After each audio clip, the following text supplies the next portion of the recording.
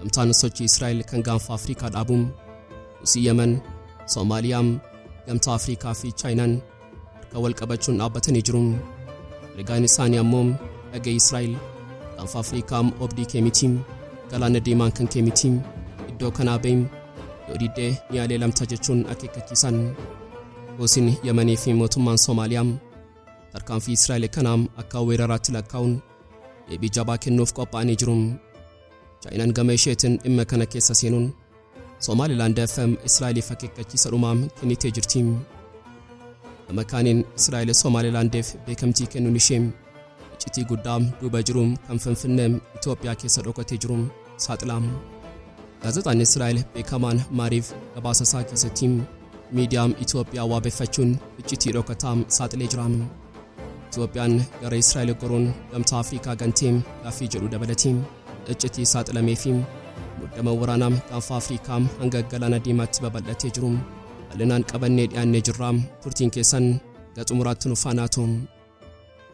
Har'a magaalota Somaliland keessattuu naannoo Oromiyaa fi Hargeysaa keessatti mormiin cimaan kan humnoota nageenyaa dhiphisee dho'ee jira. Hiriirtonni alaabaa Falastiin qabachuun Israa'el diina keenyaa nuti dhiiga keenyaan gurgurruu jechuun lallaban. Alaabaan Falastiin Gaanfa Afriikaa irratti mirmirfamuun isaa ergaa jabaa qaba. Shirri Israa'el lafa kana irratti milkaa'u Afrikaan Gazaa hin gantu.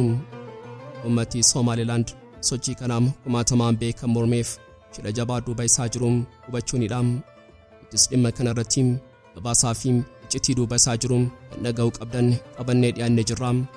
Turtiin keessan haga xumuraatti nu faanaatu. Qophii keenyaam like gochuun jalqabaan affeerraa keenyaam yeroo maraatiin. Yooyaam ashamaar kafuuneem kabajamtoota dhaggeeffattoota keenyaam kun Oromiyaa 24 Newsdha. Kanneen chaanala YouTube keenyaa haaraa taatan subscribe gochuun maatii keenya ta'aa.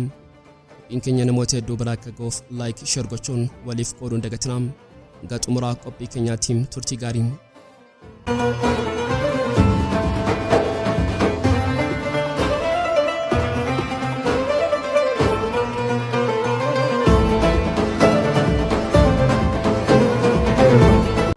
Gaanfa Afriikaa dachii seenaa fi lafa morkii har'a qilleensa addaa kan tokkummaa fi mufii kan gamtaa Gaanfa Afriikaa ta'e uffatee oolee jira. Israa'el isheen Gazaa gubdee ufuu dadhabdee amma immoo harka ishee dheeraa gara Afriikaatti erguun Somalilandeef beekamtii kennuun achirraan Gaanfa Afriikaa fi Galaana Diimaa to'achuuf shira xaxxee. Garuu shirri kun uummata naannoo sanaa hirribarraa dammaqsuu qofa osoo hin taane tokkoomsee jira. Gamtaan Houthi Yemen, Somaaliyaa, Gamtaa Afriikaa fi Chaayinaan harka wal qabachuun dhaabbatanii jiru. Ergaan isaan dabarsan ammoo dhagaa Israa'el Gaanfa Afriikaa obdii keemitiin Galaanni Diimaa kan keemitiin asii beem yoo diddee ni bobaataa. Hoogganaan Houthi Abdulmalik al-Houthi ibsa kenneen Somaliland lafa Israa'el miti.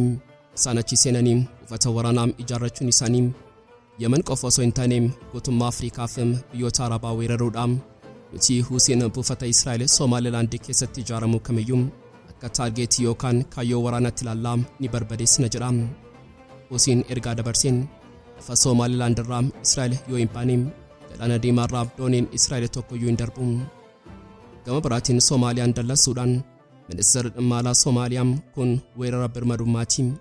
Israa'el biyya keenya qoqqoodee shororkeessitootaaf karaa banaa jirti jedha. Soomaaliyaan biyyoota Arabaa fi Afriikaa waamuun taanu gargaaraa jechuun lallabaa jirti. Wanti hunda caalaa Israa'eliin dhiphisee garuu Chaayinaadha. Chaayinaan Jibuutii keessatti buufata waraanaa qabdi. Israa'el Hargeysaa dhufuun ishee intaa Chaayinaa Belt and Road jedhamu ni tuqa. Ministeerri dhimma alaa Chaayinaa akeekkachiisa jabaa kenneen Somaliland kutaa Soomaaliyaatiin eenyuyyuu haa ta'u humna alaa Israa'el wajjin ta'ee daba'uu deeggaruun nagaa naannoo kana bobeessuudhaan nuti Soomaaliyaa waliin dhaabbanna jira. Iccitiin guddaan ammoo Itoophiyaa bira jira. Miidiyaan Itoophiyaa tokko Israa'el tarsiimoo diimaa qabattee dhufte jedha. Tarsiimoon kun geessaa qabachuun usii duubaa rukutuu fi Itoophiyaaf ulaa galaanaa banuudha. Garuu Gamtaan Afriikaa fi biyyoonni Arabaa 21 ol walgaanii lakkii jedhanii jiru. Murtoo Gamtaa Arabaa fi Gamtaa Afriikaa Somaliland biyya miti Israa'el gadi lakkisii beem jechuun labsanii jiru. Itiyoophiyaan amma filannoo ulfaataa dura dhaabbatti.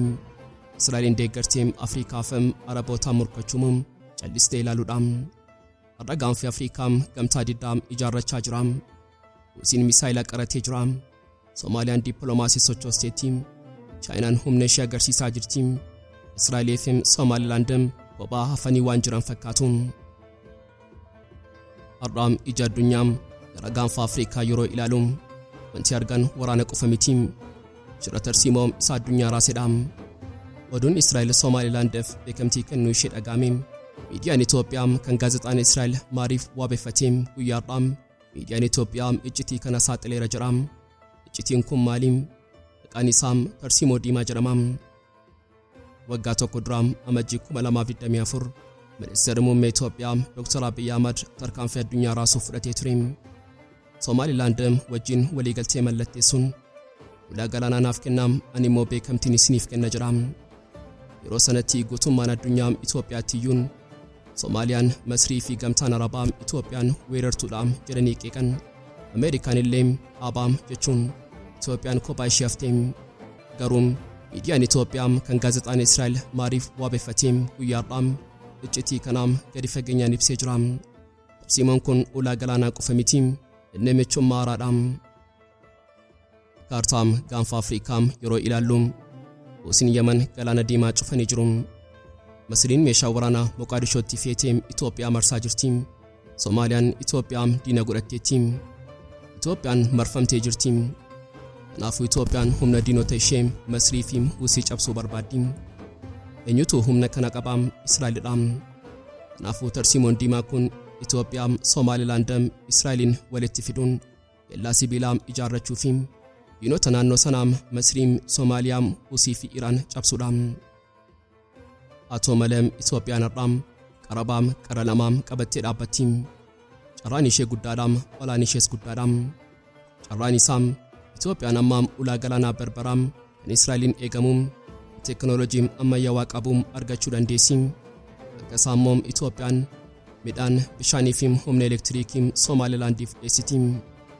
balaan isaammoom isa sodaachisaadhaam Finfinneen teessoo Gamtaa Afriikaatiin Gamtaan Afriikaan immoo Somalilandem biyya mitiim hangaan Soomaaliyaan tuqamu jettiim Abiy Ahmad akkamittiin Israa'el wajjin hiriiraam gaaffii jedhum bal'inaan ka'aa jiraam yoom ifattiim Israa'eliin deeggariim biyyoonni Afriikaa biroom Afriikaa kibbaa fi Aljeeriyaa dabalatiin Itoophiyaan teessoo Gamtaa Afriikaa ta'uu hin dandeessuum isheen gantuudhaam jedhanii ka'uu danda'uum dabalataan akeekkachiisni Huutii Yemen waallaayyoo mitiim Huutiin Israa'el Somaliland keessaa yoo teesseem nuti iddoo sanaam ni rukunnaam jechuun kakatan yoo misaayillee Huutii argeessaa yookaan barbaraa rukuteem ibiddi sun daangaa ce'ee Itoophiyaa gubuu danda'am kana malees Al-Shabaab amma sababa argachuun Itoophiyaa fi Israa'el lafa Islaamaa weeraraa jiru jechuun uummata kakaasuun naannoo Somaaleem Itoophiyaa keessatti jeequmsa kaasuu danda'am Masriinis as duubaam hin dhabamtuun xiinxaltoonni gaazexaa Israa'el maariivii fi miidiyaam Itoophiyaam waan tokko irratti walii galuun Itoophiyaan ammaam calliinsaa tarsiimoo filatteettiim Itoophiyaan ifatti ba'uun Israa'eliin nan deeggara hin jettuun sababiin isaam Gamtaa Afriikaa fi biyyoota Arabaa aarsuu hin barbaaddu garuu lafa jalaan Israa'el dhufuun ishee gaariidhaam Masrii fi Soomaaliyaan amma nuun morkachuu hin danda'an sababiin isaam Israa'el wajjin wal dhabuun jettee gammaddiim kanaafuu Itoophiyaan amma tapha cheezii taphachaa jirtiim Soomalilaandaa jabaattuum Israa'el ammoo haa eegduum nuti ammoo bu'aa isaam haa nyaannuum jechaa jirtiim walumaa galattiim har'a Finfinneen handhuuraa dhiphinaa taatee jirtiim gama tokkoon Galaana Diimaam carraa dinagdeem gama biraatiin Gamtaa Afriikaa kabaja siyaasaam Itoophiyaan lamaanuu wal madaalchisuu dandeessiim kan jedhuum gaaffii guddaadhaam moo akkuma Huutiin jedheem Gaanfa Afriikaa ni boba'am Israa'el fi Somalilandam gaa'ila raawwatanii jiruun Itoophiyaan ammoo misirroo sana eegaa jirtiim garuu cidha kanarratti Masrii fi Huutiin qawwee qabatanii dhufaa jiruun waraanni Gaanfa Afriikaa waraana lafaa qofa osoo hin taane waraana galaanaa fi siyaasaatiin itti fufee jiraam Israa'el Somalilandeef beekamtii kennuun ishee Itoophiyaaf karaa ulaa galaanaa banuu qofa osoo hin taane Gaanfa Afriikaa gara dirree waraanaa amaatiin jijjiiraa jiraachuu isaatiin gaazexaan Israa'el maariif kun iccitii waraanaa suukkanneessaa tokkos saaxilee jiraam Israa'el beekamtii kanaam kan kenniteef jaalala dimokiraasii Somalilandiif osoo hin taane akka dheeraam humna qilleensaa ishee diriirfachuufi. Kana jechuun Israa'el diinota ishee gurguddoo jechuunis Iraanii fi Huutii Yaman karaa kallattiin eegamneen karaa Afriikaa irraan rukutuuf karoorfattee jirti. Iccitiin kun kan mul'isu hariiroon Israa'elii fi Somaliland kun dhimma ministeera dhimma alaa osoo hin taane dhimma Mosaad ta'uu isaati. Hoogganaan Mosaad David Barnaan waggootaaf dhoksaan Hargeysaa deddeebi'aa pireezidaantiin Somaliland Abdurrahmaan Abdullaahi wajjin hariiroo dhuunfaa fi iccitii uumachaa ture jira. Akkuma kanaan dura pireezidaantii Chaad wajjin hariiroo uumee ture. Ammas Somaliland harka isaa jala galfachuuf waggootaaf hojjechaa ture. Kaayyoon isaa tokko qofa. Somaliland qabachuu jechuun ulaa Galaana Diimaa fi Baabal Mandeb qabachuu jechuudha. Wanti hunda caalaa Israa'eliin hawwate ammoo buufata xiyyaaraa Berberaadha. Uffanni kun lafa laayyoo miti. Inni raanweey Afriikaa keessatti dheerinaan sadarkaa duraa qabu keessaa tokkodha. Bara 1980 keessaa Ameerikaan xiyyaaraan hawaa qobsiisuuf itti fayyadamaa turte. Har'a garuu Israa'el daandii dheeraa kana xiyyaarota waraanaa ishee gurguddaa kanneen boba'aa fi boombii ulfaataa baatan irra qobsiisuuf barbaaddi. Tarsiimoonni ishee ammoo Huutiin Yaman galaana nutti cufanii jiru. Nuti ammoo karaa Somaliland dhufnee xiyyaara keenya Berberaa irra qobsiifnee achirraa kaanee dugda duubaan Yamaniif Iraan rukunnaa kan jedhudha. Kun Itoophiyaaf ergaa inni qabu. Itoophiyaan ulaa galaanaa barbaadde garuu ulaan galaanaa sun dirree waraanaa Israa'eliyooti. Dooniiwwan daldalaa Itoophiyaa nagaan darbuu danda'u kan jedhu shakkii keessa seenee jira. Huutii fi Iraan Berberaa buufata diinaatti jedhanii yoo misaa'ila rukutan boba'aa xaa'oo fi qorichi Itoophiyaa achi keessa darbuu danda'a. Itoophiyaan asitti jaatanii keessa seenti. Abiy Ahmed ammaa daandii wal fakkaataa lamarraa dhaabbatee jira. Gama tokkoon Israa'el hiriyaa cimaa taatee dhufteetti. Gama biraatiin ammoo hiriyyummaan kun ibidda naannoo sanaa bobeessuuf jira. Soomaaliyaan haala kanaan yeroo argitu dallansuudhaan bobaatee jirti. Pireezidaantiin Soomaaliyaa Hassan Sheikh Mahmud kun weerara birmadummaa qofa miti. Kun shororkeessummaa Israa'el Afriikaa keessatti raawwattudha jedha. Soomaaliyaan gamtaa Arabaa waamuun walgaariifachiisaa Kaayiroo keessatti qopheessitee jirti. Asirratti yaada haaraa fi sodaachisaa tokko dhalate. Ministeerri muummee Turkii duraanii Ahmed Daawud Ogloon yaada gamtaa haaraa tokko dhiyeesse. Innis akkas jedha. Israa'el Somalilandiif beekamtii kennuun ishee biyyoota Islaamaa qoqqooduu fi kanaafuu Turkii, Masrii fi Saawud Arabiyaan tattamaan gamtaa uumanii shira kana fashaleessuu qabu. Yaada Turkii fi Masrii warri yeroo baay'ee wal shakkan dhimma Somaliland fi Israa'el kanarratti tokko ta'uuf deemu. Itoophiyaaf sodaa biraatiin sababiin isaa yoo Masrii fi Turkiin Soomaaliyaa gargaaran humna waraanaa isaanii Moqaadishoo irratti kuusan sun kallattiin Itoophiyaa irratti xiyyeeffachuu danda'a. Walumaa galatti Gaanfa Afriikaa Har'a dirree tapha basaasaa fi waraanaa ta'ee jira. David Barnaan hoogganaan Mosaad Hargeysaa keessa taa'ee Huutii fi Iraaniin hordofaa. Iraanii fi Huutiin ammoo Somalilandiin ni gubnaa jedhanii dhaadatu. Itoophiyaan gidduu kanaa ulaa galaanaa eeggatti. Masrii fi Turkiin ammoo gamtaa Islaamaa ijaaruuf fiigu. Israa'el nageenyaaf jettee Somalilandiif beekamtii kennina jetti. Dhugaan lafa jalaa garuu xiyyaara waraanaa Berberaa irra dhaabdee Gaanfa Afriikaa irraa kaatee ba'a giddu galeessaa to'achuuf karoorfatteetti. Har'a Hargeysaan magaalaa nagaa fakkaatti boruu wiirtuu waraanaa idil addunyaa ta'uuf qarqara geessee jirti. Addunyaan har'a waan tokko eegaa turte. Somaliland beekamtii Israa'el argachuu isheetti ililchiti. Manni gammachuun daandii irra dhangala'aa jettee yaadaa turte. Garuu wanti lafa irratti ta'e wanti kaameraan addunyaa waraabee faallaa isaati. Har'a magaalota Somaliland keessattuu naannoo Oromiyaa fi Hargeysaa keessatti mormiin cimaan humnoota nageenyaa dhiphisee dho'ee jira. Wanti hunda caalaan Israa'eliin qaaneesse garuu alaabaa hiriirtonni qabatanii ba'anidha. Isaan alaabaa Somaliland yookaan Israa'eliin qabannee isaan alaabaa Falastiin qabatanii Israa'el diina keenyaa nuti dhiiga keenya hin gurgurru jedhanii lallaban ergaa jabaadha. Pireezidaantiin Somaliland Israa'el wajjin harka wal qabatus uummanni isaa garuu Falastiin wajjin hiriiree jira. Keessattuu gosti beekamaa fi jabaan naannoo sanaa gosti Saamaaruun kanneen naannoo Oromiyaa jiraatan dura bu'oota mormii kanaa ta'anii jiru. Isaan nuti Somaaliyaa irraa adda ba'uun barbaannu keessattuu gargaarsa Israa'eliin biyya diiguu hin feenu jedhanii daandii cufan. Xiinxaltoonni siyaasaa naannichaa waan tokko hubatu. Beekamtiin Israa'el kun Somalilandiin cimsuu mannaa keessoo isheetti dhibdee uumee walitti bu'iinsa dhoosuuf qarqara irra geera. Uummanni kun Israa'el kan dhufteef nagaaf osoo hin taane lafa keenya irratti buufata waraanaa ijaarrattee obboloota keenya Yemen Huusii fi Falasxinoota waraanuuf jedhanii tamanuun garuu mormiin uummataa kun lafaa kee hin dhufne iccitii suukanneessaa tokkotu saaxilame. Abaasni gaazexaa Yoodoo Taaraanootiif chaanalee 12 Israa'el baasan addunyaa raasee jira. Pireezidaantiin Somaliland Abdurrahmaan Abdullaahiin osoo waliigaltee kanaam ifatti mallatteessin dura yoota muraasaa duraam dhoksaan halkan dukkanaan Tel Aviv daawwatee ture. Namichi kun xiyyaara iccitii yaabbatee Tel Aviv bu'ee muummicha ministeeraa Binyamin Netanyahu ministeera ittisaa fi hunda caalaa immoo hoogganaa basaasaa Mossad David Bernaa wajjin wal argee ture. Walga'iin iccitii sana irratti maaltu haasa'ame afaan jedhuun dubbii guddaa uume jira. Kanatuum mormii Har'aa kana qabsiise.